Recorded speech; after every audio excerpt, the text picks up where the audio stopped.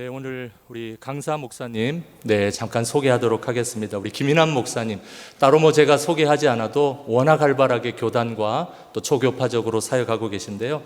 제가 잠깐 여쭤보았더니 우리 교회 79년, 80년 한 중3 때 교회에 이제 출석을 하셨고 또 예수 그리스도를 만나고 소명을 받고 또 신학을 하게 되고 또 그렇게 해서 지구촌 교회에서 또 수석 목사님으로 섬기시고 또 여러 방송국에서 또 신앙 강좌 진행 또 강사로 활동하시고 지금은 그 유학생 신앙운동단체인 코스타의 강사로도 계시고 또 우리 교회에서 지금 또 우리 아동부에서 하고 있는 어와나 또 이사로도 또 그렇게 활동하고 계십니다. 그리고 12년 전에 우리 더 라이프 지구촌 교회 동탄과 또 광교 두 성전이 있는데요.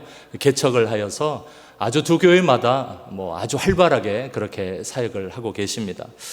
특별히 오늘 사모님과 우리 두 자녀 그리고 목사님 부부와 또 장인 장모님 오늘 함께 이전에 같이 교회에서 신앙생활 하셔서 같이 오셨는데 한번 가족들 자리에 잠깐 일어나 주시면 좋겠습니다. 가족들 어디 네, 뒷자리에 계신데 우리 환영의 박수 해주시면 감사하겠습니다. 네, 잘 오셨습니다. 네, 앉으시면 되겠습니다. 네, 특별히 우리 목사님 위해서 함께 좀 기도하겠습니다.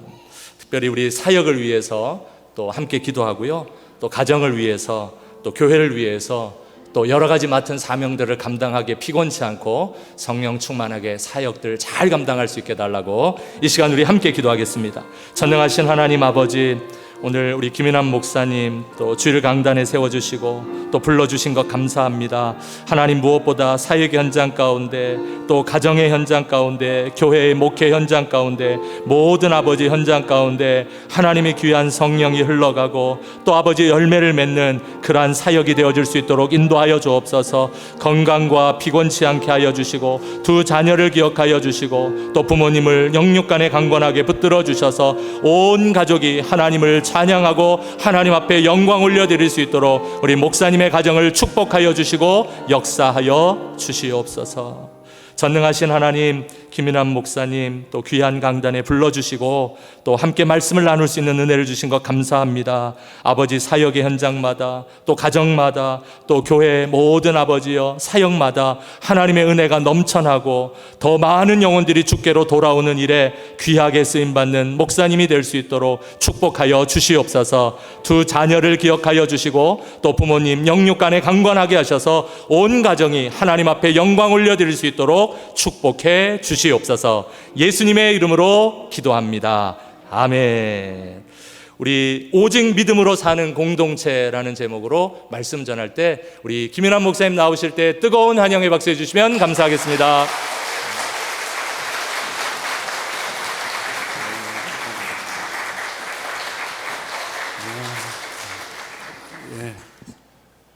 이렇게 아무것도 아닌 저를 이렇게 또 별것도 아닌 여러분들이 환영해 주셔서 대단히 감사하게 생각합니다. 이렇게 인사하면 기분 나쁜 분이 계실지 모르지만 우리가 죄와 허물로 죽었던 정말 아무것도 아닌 존재가 아니었습니까? 아멘. 그런데 하나님이 이런 우리를 하나님의 자녀가 되는 놀라운 권세를 주셨습니다. 아멘이십니까? 우리 좌우에 있는 분들을 째려보시면서 한번 이렇게 인사합니다. 아무것도 아니셨는데 대단해지셨군요. 시작. 아무것도 아니셨는데 대단하셨군요. 예.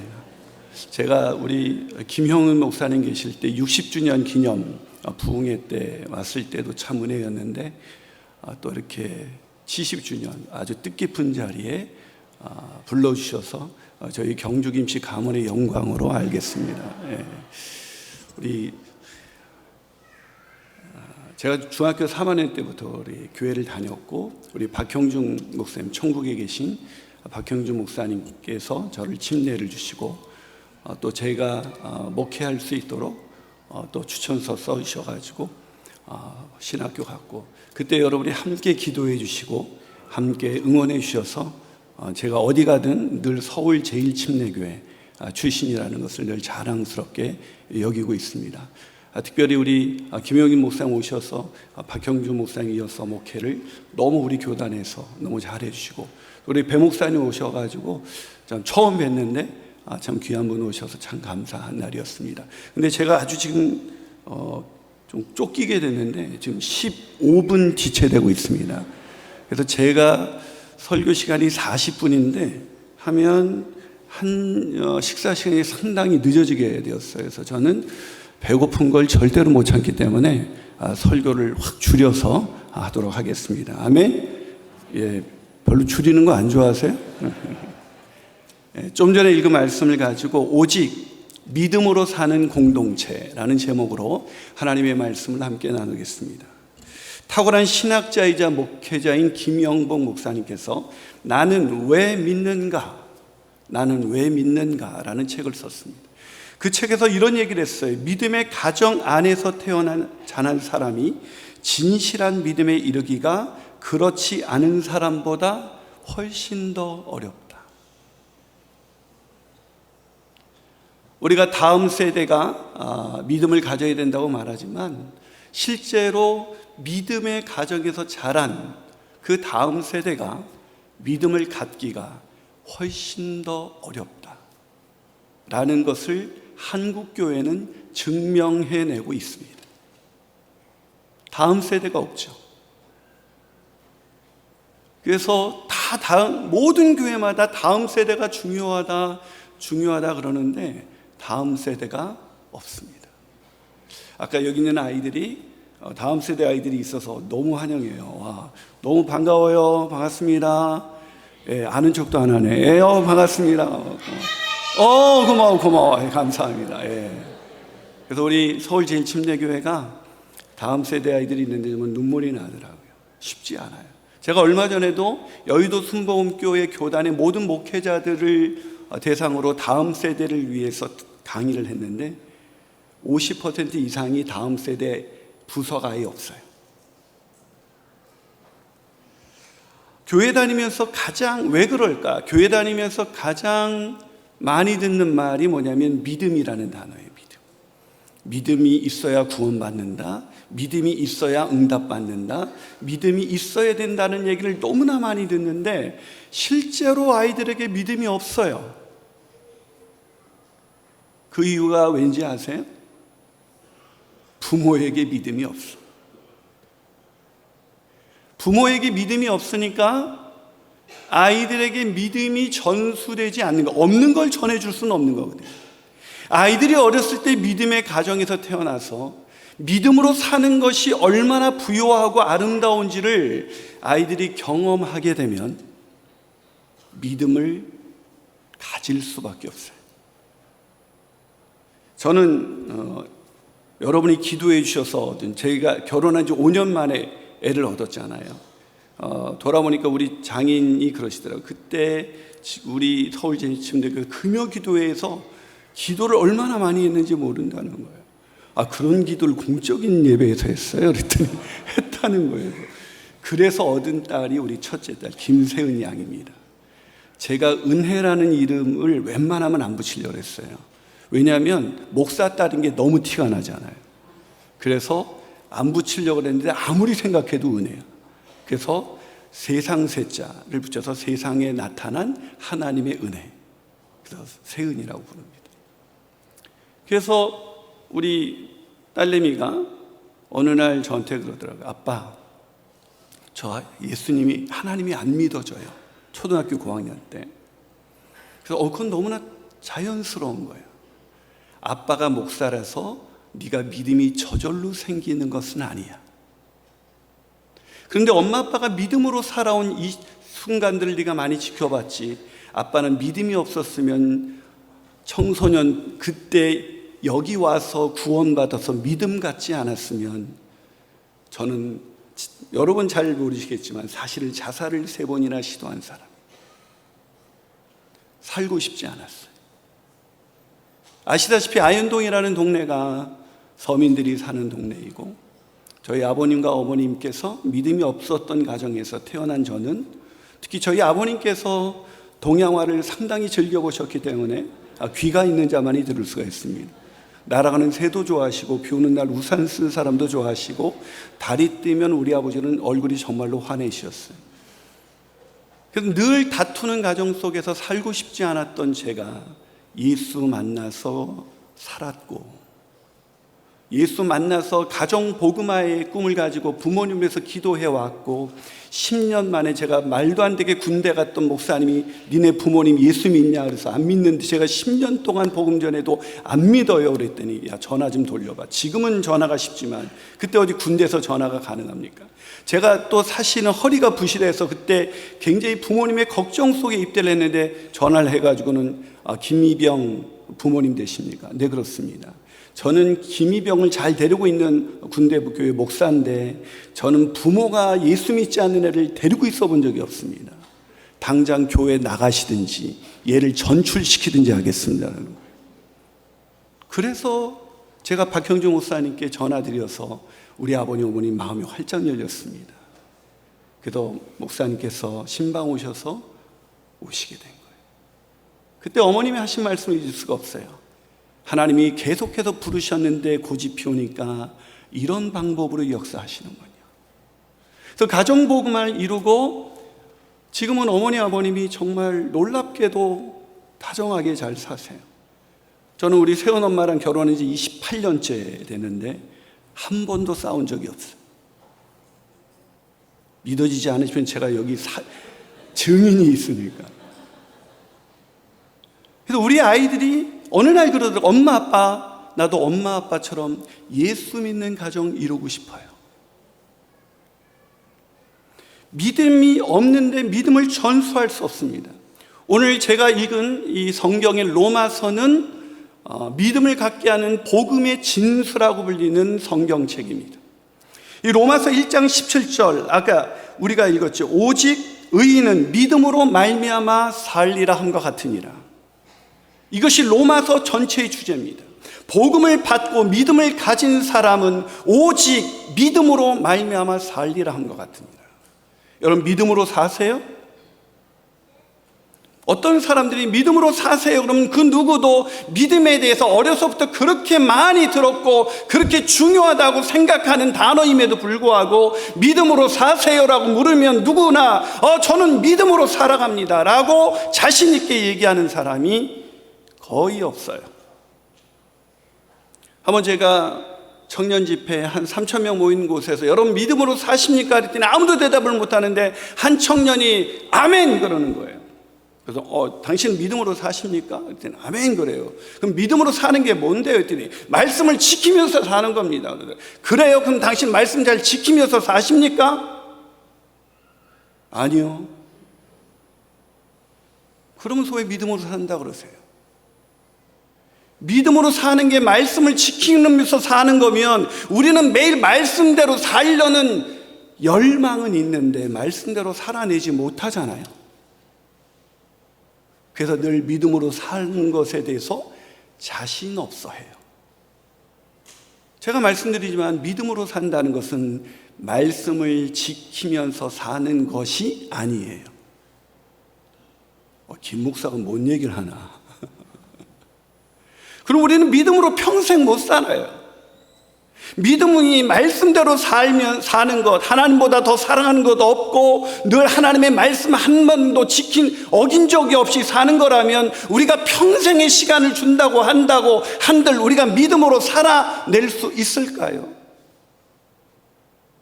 믿음으로 산다는 건 그런 것이 아닙니다.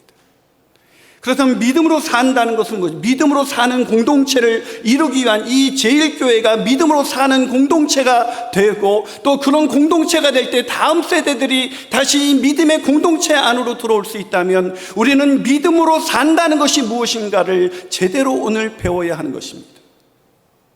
자, 그렇다면 믿음으로 산다는 건 뭘까요? 첫 번째로 먼저 하나님의 복음을 제대로 깨달아야 합니다. 하나님의 복음. 자, 오늘 로마서 핵심 주제는 로마서 1장 16절 17절입니다. 우리 같이 화면을 보면서 읽습니다. 시작. 내가 복음을 부끄러워하지 아니하노니 이 복음은 모든 믿는 자에게 구원을 주시는 뭐가 된다고요? 하나님의 능력이 돼요. 뭐가요? 복음이. 이 복음이 어떤 복음이냐면 로마서 1장 1절에 보니까 예수 그리스도의 종 바울은 사도로 부르심을 받아 어떤 복음이요? 하나님의 복음을 위하여 택정함을 입었다. 하나님의 복음입니다. 내가 만들어낸 복음이 아니에요. 내가 생각하는 복음이 아니에요. 여러분이 생각하는 복음이 무엇입니까? 복음은 기쁜 소식입니다. 여러분, 어떤 소식 들을 때 가장 기뻐요? 어떤 사람은 취업이 됐을 때, 아이들이 원하는 좋은 대학에 갔을 때, 원하는 어떤 기도 제목이 해결됐을 때, 내 복음이죠. 그러나 그 복음은 하나님의 복음은 아닙니다. 우리는 다 내가 복음을 가지고 있어요. 복음은 여러분이 가장 즐거워하는 것, 가장 기뻐하는 것, 그게 복음이에요. 기쁜 소식이니까. 그럼 하나님의 복음은 뭐냐? 여러분, 오늘 본문에서 계속 2절과 4절에서 4절, 제가 시간이 없으니까, 성결의 영으로는 죽은 자 가운데서 부활하사 능력으로 하나님의 아들로 선포되셨으니 곧 우리 주 예수 그리스도, 그분이 하나님의 복음입니다. 예수 그리스도가 하나님의 복음이에요. 왜 예수 그리스도가 하나님의 복음이죠? 죄와 허물로 죽었던 우리가 구원받을 수 있는 유일한 길은 우리를 위해서 십자가에서 죽으시고 부활하신 예수 그리스도, 그분이 아니면 우리는 구원받을 수 없기 때문입니다. 다 아는 얘기라고요? 그럼 여쭤보죠. 예수 그리스도가 여러분의 생애의 가장 큰 기쁨입니까? 오늘도 내가 고난 가운데 있고, 내가 하는 일이 하나도 잘 안 풀리고, 내가 질병 가운데 있고 계속해서 괴로운 시절을 지나도 나 같은 죄인을 살리기 위해서 그 아들 독생자 예수 그리스도를 보내신 그 놀라우신 하나님의 복음인 예수 그리스도, 그분 때문에 내가 오늘 기뻐할 수 있고, 그분 때문에 오늘도 내가 감격할 수 있다면 그분은 하나님의 복음을 믿는 자예요. 그러나 세상살이가 힘들고, 질병에 걸려서 힘들고, 그것 때문에 억울하고 힘들고 괴롭다면 그 사람에게 복음은 돈이에요. 그걸 우리는 기복주의라고 부릅니다. 한국 교회에 두 가지 잘못된 신학이 있는데, 하나는 율법주의고 하나는 기복주의입니다. 율법주의는 말씀을 지켜서 의로워지려는 겁니다. 성경에 의인은 없나니 하나도 없다고 했고, 율법으로는 죄를 깨달을 뿐이라고 했는데, 자기가 율법을 지켜서 남들보다 더 의로워지려는 사람들, 그건 복음이 아닙니다. 율법주의의 동전의 뒷면은 기복주의예요. 내가 예수 잘 믿으면 복 받는다. 여러분, 예수 잘 믿어서 부자 되셨어요? 그럼 예수 믿어서 부자 안 된 사람은 하나님이 저주한 인생입니까? 예수 믿어서 세상 형통 얻으려고 예수 믿는다면 그거 기독교가 아닙니다. 하나님의 복음이 아닌 돈이 복음이에요. 저는 예수 믿고 나서 신학교 처음 갔을 때 정말 가난하기를 작정했습니다. 제가 얼마나 가난하게 살았는지 몰라요. 왜냐하면 그 당시 파트타임 전사 사례비가 많지 않았고, 특히 우리 교회 같은 경우, 이 서울 제1침례교회는 건축하고 나서 빚이 많았을 때였기 때문에 정말 힘들게 살았어요. 제가 신학교 다닐 때 매일 3일씩 굶었습니다. 기도하는 기도실에 가서 밥 먹을 때 밥을 못 먹으니까 PT병 2리터를 남아서 그걸 물 마시면서 3일을 버티고, 이 주말 사역하러 집에 올라오면 너무 좋았어요. 왜? 밥 먹을 수 있으니까. 그때 제 사례비가 결혼하고 나서도 10만 원이었습니다.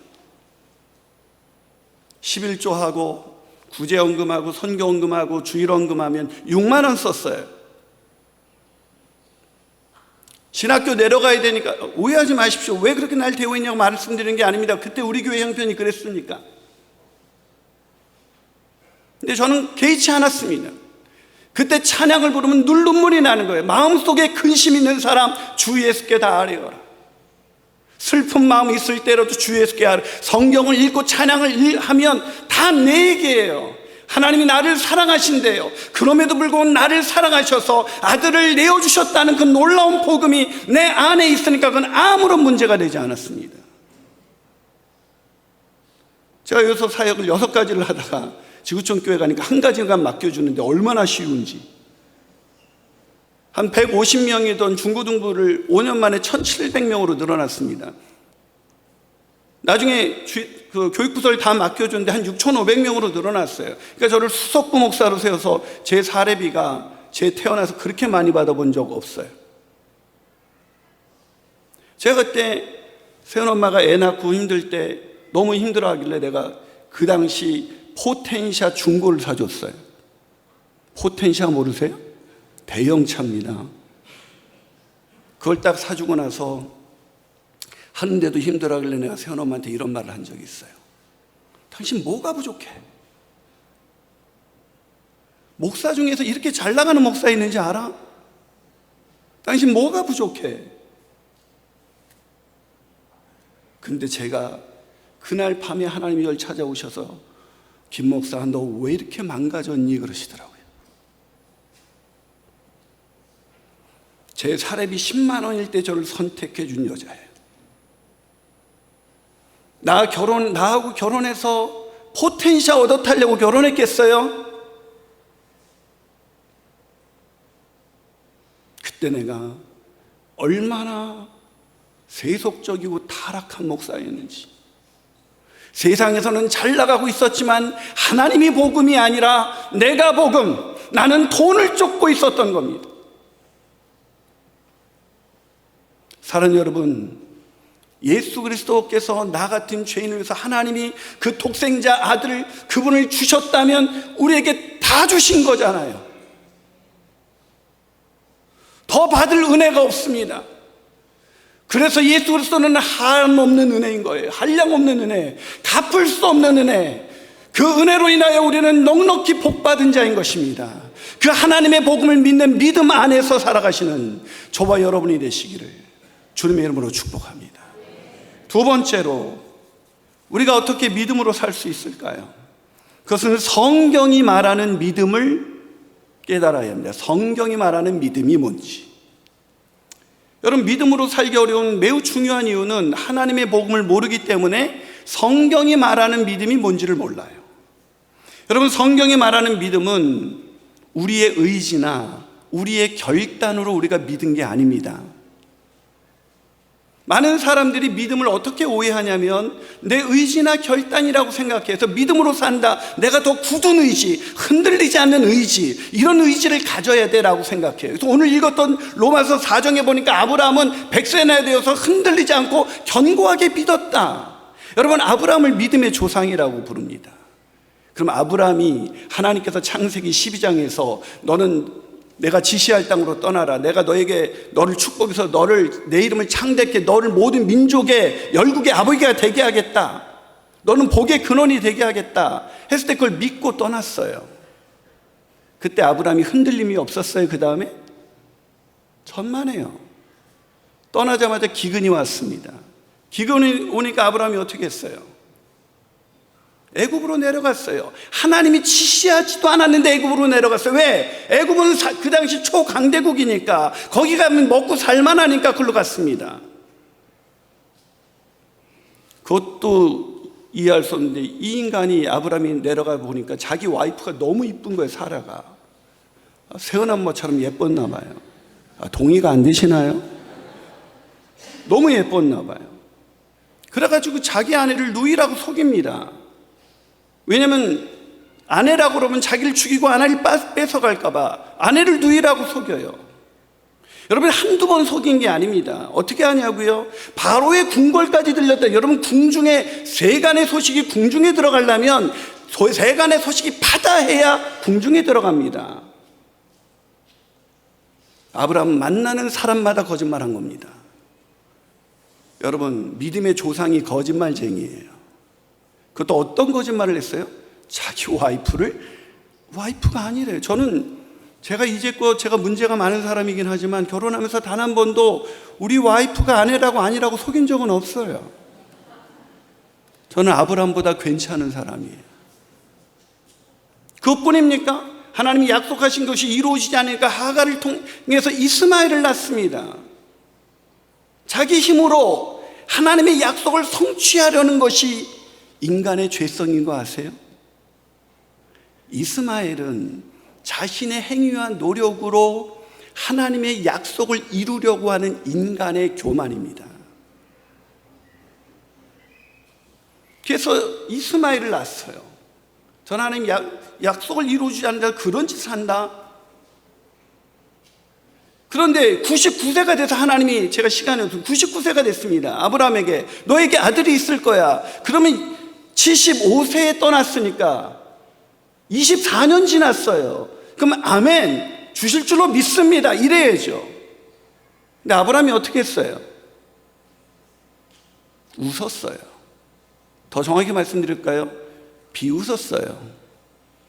말이 되는 얘기를. 비웃었다고요. 누구를? 하나님을. 그게 우리가 알고 있는 믿음의 조상 아브라함이에요. 24년 동안 변한 게 없어. 그런데 그는 어떻게 믿음의 조상이 될 수 있었을까요? 하나님이 그를 포기하지 않았기 때문에. 믿음은 우리의 의지나 우리의 열심이나 우리의 결단이 아니라, 믿음은 하나님의 의지고 하나님의 결단이고 하나님의 열심입니다. 우리가 믿음으로 살아갈 수 있는 것은 내 열심으로 사는 것이 아니라, 하나님께서 나를 포기하지 않고, 그렇게 망가져 있는 그 아브라함을 끝까지 포기하지 않고 모리아산 정상에 이를 때까지 그를 끝까지 이끄시고 약속하신 대로 이끌어 가시는 하나님의 열심, 그게 믿음이에요. 그래서 믿음은 내 열심이 아니라 하나님의 열심이기 때문에, 누군가가 나에게 목사님 믿음으로 삽니까? 그러면 저는 아멘, 저는 믿음으로 삽니다. 믿음은 뭐예요? 하나님의 열심. 하나님이 오늘도 나를 이끌어 가십니다. 하나님이 오늘도 여러분을 이끌어 가십니다. 하나님께서 오늘도 제일교회를 이끌어 가십니다. 하나님께서 오늘도 여러분의 자녀들을 이끌어 가시는 것을 믿으시기를 주님의 이름으로 축원합니다. 그래서 저는 매일매일 믿음으로 살아갑니다. 그래서 박영선 목사님은 다시 보는 로마서라는 책에서 아브라함 믿음에 대해서 이렇게 얘기합니다. 아브라함이 하나님을 믿었다는 말은 그가 하나님께 붙들려 있었다는 말 외에 다른 표현으로 바꿀 수가 없습니다. 믿음으로 산다는 것, 내 노력으로 사는 것 아니고, 내 의지로 사는 건 아니고, 하나님께서 붙들려 우리를 끝까지 포기하지 않고 이끌어 가시는 거기에 우리는 마침내 믿음의 정상에 다 이르게 될 줄로 믿습니다. 마지막으로 우리가 어떻게 믿음으로 살 수 있을까요? 그것은 우리를 구원하신 그 은혜 아래 있어야 돼요. 우리를 구원하신 뭐 아래 있으라고요? 은혜.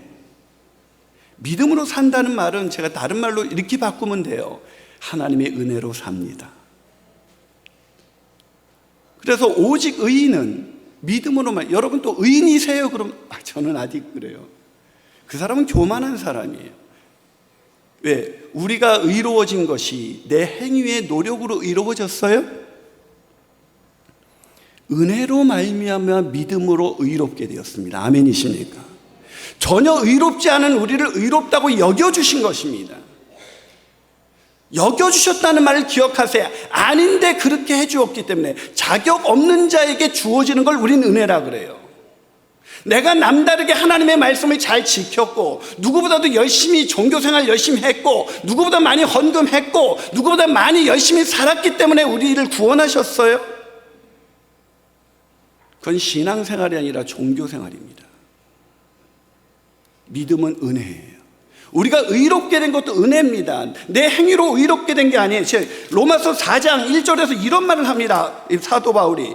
그런즉 육신으로 우리 조상인 아브라함이 무엇을 얻었다리요? 만일 아브라함이 행위로 의롭다 하심을 받았으면 자랑할 것이 있으려니와 하나님 앞에서는 없느니라. 여러분, 믿음의 조상이라는 아브라함도 자기 믿음 자랑하지 않는데, 믿음 자랑하는 사람이 있으면 그 사람은 믿음이 뭔지도 모르는 사람이, 믿음을 자기의 열심, 자기의 노력, 자기의 헌신, 자신의 봉사, 그게 믿음이에요. 물론 믿음 있는 사람은 봉사하고 헌신하고 수고합니다. 그러나 봉사하고 수고하고 헌신해도 그걸 자기 의로 드러내지는 않는다는 얘기예요. 교회가 왜 굳어져 가는지 아십니까? 교회에서 열심히 있는 사람들이 자기 의를 드러내거든요. 저희 교회에서는 장로님들이 항상 서서 밥 드세요. 그래서 허허 웃어요. 젊은 애들이 요즘 애들 말로 4가지 없이 그냥 막 자리 찾아서 앉아서 식사를 하는데도 허허 웃으세요. 찬양 인도하는데도 우리 장로님이 한번 오시더니 우리 교회는 젊은 교회거든요. 우리는 30, 40대가 대부분이에요. 저는 이제 2년만 지나면 60입니다. 저도 우리 은퇴 장로님들 보고 깜짝 놀랐어요. 저분들이 은퇴할 나이가 됐나? 왜냐하면 젊었을 때만 저도 뵀기 때문에 저분들이 젊다라고 생각을 했는데 아까 동관이 보고 깜짝 놀랐어요. 나보다 더 늙었어. 어떻게 흰머리가 더 많아. 목사님 우리 교회 찬양할 때 젊은 친구들을 위해서 이렇게 더 제가 우리들이 어려운 거예요. 장로님 따라가기 어려운 찬양. 근데도 좋아하세요. 그런 장로님들이 와가지고 목사님 좀 쉬운 거 우리가 좀 아는 거 좀 해보세요. 그러지 않습니다. 우리 교회는 은혜가 흘러갑니다. 믿음으로 산다는 건 하나님의 은혜를 받은 것이고, 은혜를 받은 사람인지 아닌지 어떻게 알 수 있냐면 은혜 받은 사람은 은혜가 흘러가요. 은혜가 없는 사람은 예민합니다. 은혜가 없는 사람은 자기 의의가 있어요. 나는 이렇게 했는데 쟤는 왜 안 하는 거야? 난 이렇게 하시는데 저 사람은 왜 안 해? 나는 새벽 예배 나왔는데 쟤는 왜 안 해? 이게 자기 의입니다. 아브람도 자랑할 게 없대요. 아브람, 내가 모리아 산에서 이삭 드릴 때 말이지 장난 아니었어. 그때 내가 어떻게 드렸는지 알아? 해본 적이 없어요. 왜? 은혜로 말미암아 구원받았으니까요. 은혜를 아십니까? 여러분, 에베소서 우리가 잘 아는 2장 8절 9절, 여러분은 너희가 그 은혜로 인하여 믿음으로 말미암아 구원을 얻었다. 여러분은 믿음을 통하여 뭐로 구원받았다고요? 세번역에서 지금 다시 한번 띄워줘 보세요. 믿음을 통하여 뭐로 구원받았다고요? 뭐로 구원받았다고요? 은혜입니다. 은혜. 믿음이 성숙해 간다는 것은, 믿음이 70년이 됐다는 것은 은혜가 깊어졌다는 거예요. 은혜가 더 많아졌다는 거예요. 그런데 교회 생활을 오래 하면 은혜가 많아지는 게 아니라 기준이 많아져. 기준이. 그러니까 맨날 못마땅한 사람 투성이죠. 쟤는 왜 저래 이래 저래. 사랑하는 여러분, 은혜로 말미암아 구원을 받았기 때문에 오늘 본문은 이렇게 끝납니다. 23절 25절, 그에게 의로 여겨졌다. 이 여겨졌다는 아닌데 그렇다는 거예요. 아브라함이 의로 여겨진 거예요. 그 행위가 남달랐기 때문에 아브라함이 믿음의 조상이 된 게 아니라 하나님이 은혜를 베푼 거예요. 그거는 아브람만을 위한 것이 아니요. 띄워주세요. 23절 25절. 아브람만을 위한 것이 아니요 의로 여김을 받을 우리도 위함이니. 예, 없나 보네요. 뭐래? 의로 여김을 받을. 무슨 얘기예요? 은혜로 의롭다고 여김을 받은. 그래서 우리는 의인이에요. 은혜로 말미암아 우리는 의인이 된 거예요. 그래서 누가 저에게 물어봐도 목사님 의인이세요? 전 의롭습니다. 왜요? 예수 그리스도께서 십자가에서 저희 죄값을 다 치러주셨기 때문에 저는 더 이상 정죄함이 없습니다. 누가 저를 죄인이라고 정죄할 수가 없습니다. 왜요? 예수 그리스도의 은혜로 말미암아 의롭게 되었기 때문에 그런 의인은 오직 믿음으로 살 수밖에 없어요. 그 믿음이 뭐예요? 하나님의 은혜, 하나님의 열심, 하나님의 그 사랑으로밖에 살 수가 없는 거예요. 오직 의인은 믿음으로 말미암아 산다는 얘기는 네 열심을 가지고 남다른 행위가 있어라라는 얘기가 아니라 은혜로 의롭다 여김을 받은 것을 잊지 말고 오늘도 은혜를 베푸시기를 쉬지 않는, 이렇게 매일 말씀대로 살아내지 못하는 나를 여전히 의롭다고 여겨주시며 오늘도 나를 끊임없이 이끌어 가시는 그 하나님의 은혜, 하나님의 열심으로 오늘을 살아가는 것, 그것이 오직 의인은 믿음으로 말미암아 살리라 함과 같으니라라는 뜻입니다. 그 믿음으로 사시는 공동체, 70년간 그 믿음으로 사셨다면 앞으로도 그런 믿음으로 살아내시기를 주님의 이름으로 축복합니다. 설교를 마치면서 혹시 건반을 살짝 천천히 은혜라는 찬양을 눌러주시면 좋겠습니다. 제가 원래 여러분하고 불러보고 싶었던 노래가 있었어요. 은혜라는 찬양인데요, 내가 누려왔던 모든 것들이, 내가 지나왔던 모든 시간이, 내가 걸어왔던 모든 순간이 당연한 것 아니라 은혜였어. 이 70년 된 이 저희 모교회, 저는 제 목회 생활에서, 제 신앙 생활에서 서울제일교회, 지구촌교회, 지금 제가 개척한 교회, 이게 다예요. 제가 처음에 여러분 신학교 갈 때 사실 신학교 정말 가고 싶지 않았거든요. 왜냐하면 제 어린 눈에 본 목회자는 참 불쌍한 사람이었어요. 왜냐하면 교인들한테 너무 시달리는 거야. 그래서 전 진짜 목사가 되고 싶지 않았어요. 저는 연세대 경영학과를 나와서 회계사 자격증을 따서 돈 좀 모으고 기업을 외워서 기업가가 돼서, 지금은 장로님이, 지금 그때 우리 교단의 장로님은 없었으니까 안수집사가 돼서 그냥 진짜 다음 세대 아이들한테 돈 펑펑 쓰면서 좀 폼나게 신앙생활을 하고 싶었어요. 근데 아시다시피 저는 제가 가려는 대학에 실패를 했고, 제가 가려고 하는 그런 부분이 계속 좌절되는 그런 20대를 보냈습니다. 그러면서 제가 결국 포기하지 않고, 제가 버릴 수 없는 교회 사역이 있었는데, 그건 주일학교 사역이었어요. 중고등부 교사. 왜냐면 제가 자살을 3번이나 시도했던 제가, 하나님께서 그 은혜로 여자친구 만나러 교회 왔었거든요. 그런데 수련회에서, 그 강화도 선두제일교회에서 그때 전파된 그 말씀을 듣고 제가 구원받고, 그 은혜로 인하여 믿음으로 구원을 얻었습니다. 제가 제일교회라는 교회가 없었으면 저는 복음을 듣지 못했을 거고, 그 은혜를 알지 못한 채 어쩌면 그 힘겨운 인생을 계속해서 살아왔을 거예요. 그 은혜로 말미암아 제가 구원받았기 때문에 청소년 애들에게 복음을 전하고 싶었어요. 그래서 제가 재수하고 삼수하고 막 그럴 때도 계속 주일학교 교사, 중고등부 교사는 포기하지 않았습니다. 그러니까 막 수근수근 거리더라. 저 청년은 뭐 이렇게 제대로 할 일이 없나 봐, 교회 와서 사네 뭐 이러시더라고요. 늘 교회에서 살았어요, 진짜. 여러분 아시는 것처럼. 그러다가 제가 그렇게 가기 싫었던 신학교를 늦가기 신학생으로 갔습니다. 그 신학생으로 갔을 때 제가 가기 싫은데, 이제 사실 여러 가지 이유가, 그 부르심이 있었어요. 시간이 없으니까. 근데 박형준 목사님께서 웬만하면 신학교를 가게 추천하시는 분이 아니셨거든요.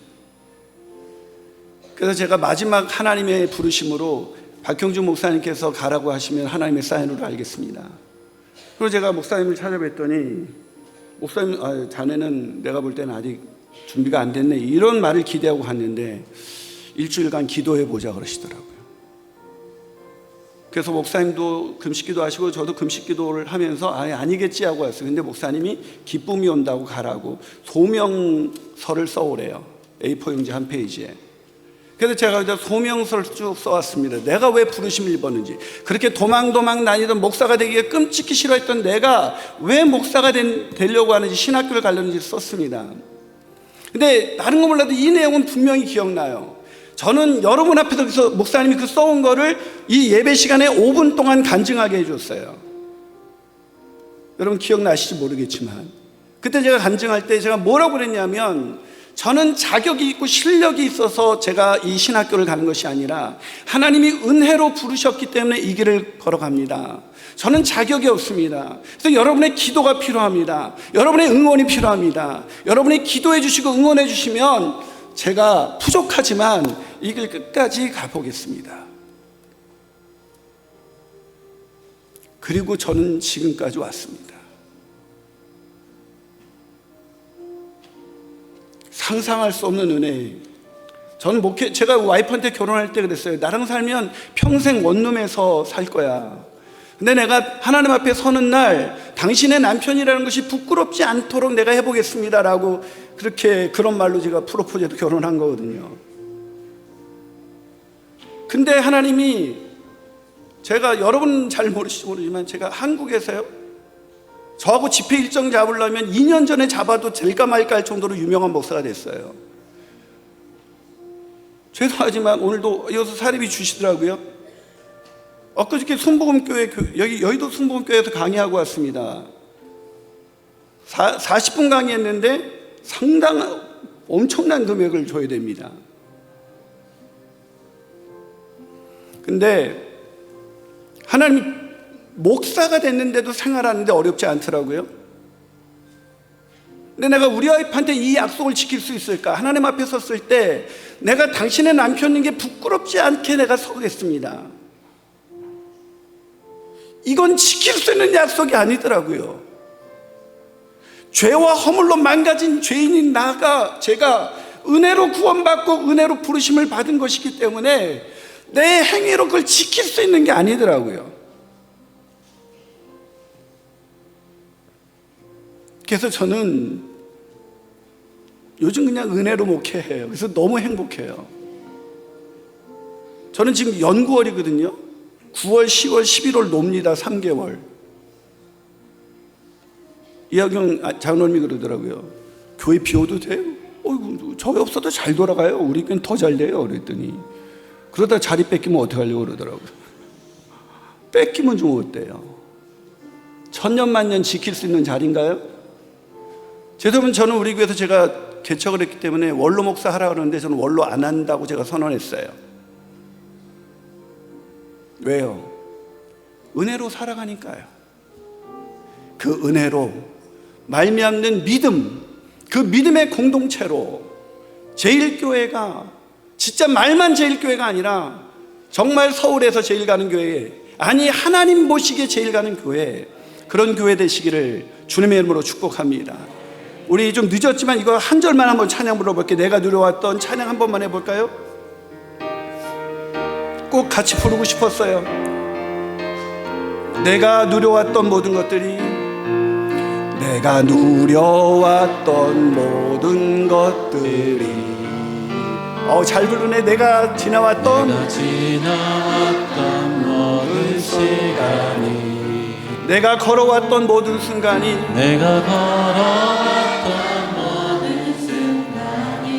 당연한 것 아니라 하나님의 은혜였습니다. 당연한 것 아니라 은혜였습니다. 아침 해가 뜨고 저녁에 노을, 아침 해가 뜨고 저녁에 노을, 봄의 꽃향기와 가을의 열매,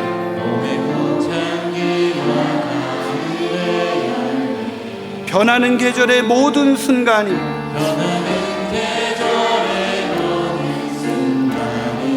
당연한 것 아니라 하나님의 은혜입니다. 은혜였어. 모든 것이 은혜,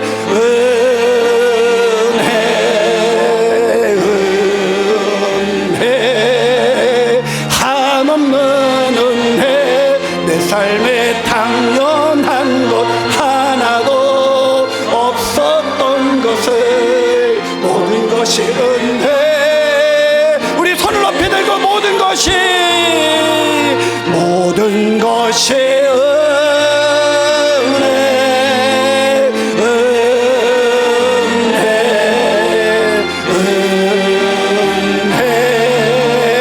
한없는 은혜, 내 삶에 당연한 것 하나도 없었던 것을, 모든 것이